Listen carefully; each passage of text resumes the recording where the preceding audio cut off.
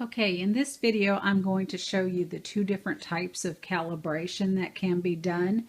The first calibration is the screen calibration, and when you would use that is when you find that when you are touching somewhere on the screen, you're getting a different response if that location doesn't seem to be in sync with where you're pressing. So for that one, what we first want to do is be touching the screen when you turn the power on. Just like that. And I took it off before it came all the way up. So you want to hold on to it and hit the power and leave it there until this comes up. So this is the screen, and I'm going to go ahead and zoom in on the screen. Let me move you so you can see it well. Okay, so you will see this box, and that tells you which location you need to input in. And you're going to follow the 1, 2, 3, 4, and 5.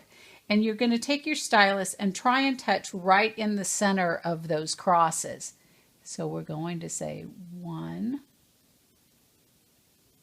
2, 3, 4, and 5.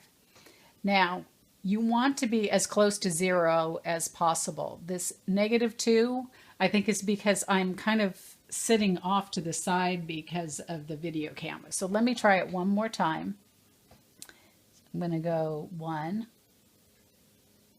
2, 3, 4, and 5. Now they're way off from where they were before. So let's try it again.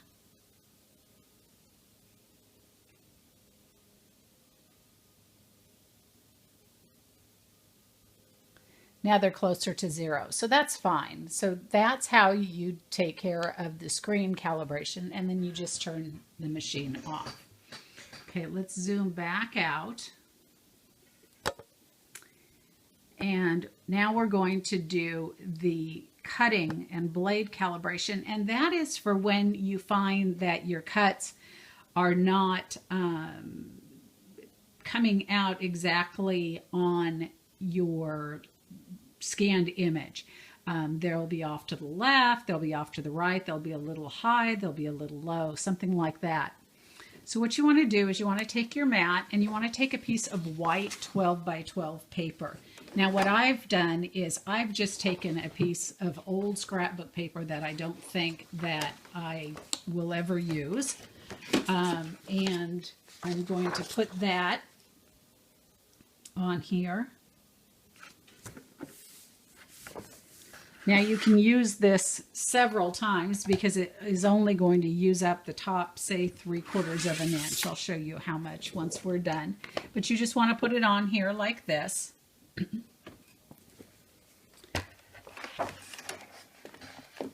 And turn your machine on. And you can load your mat. And because this is a very thin paper, I'm going to adjust my paper setting. I've got it on my regular cardstock setting. So remember, you want to turn it all the way past 12 and then come back.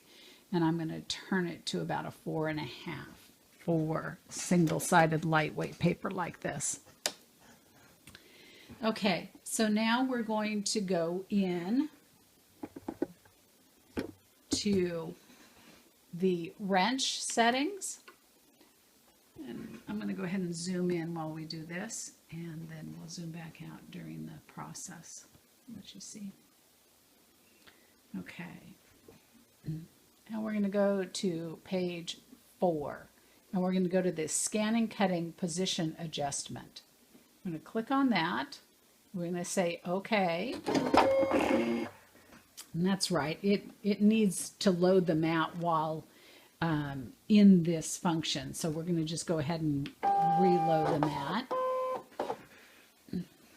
And then we're going to hit the start and stop. And I'll turn down here, and you'll see it's just going along and making a couple of little tiny cuts.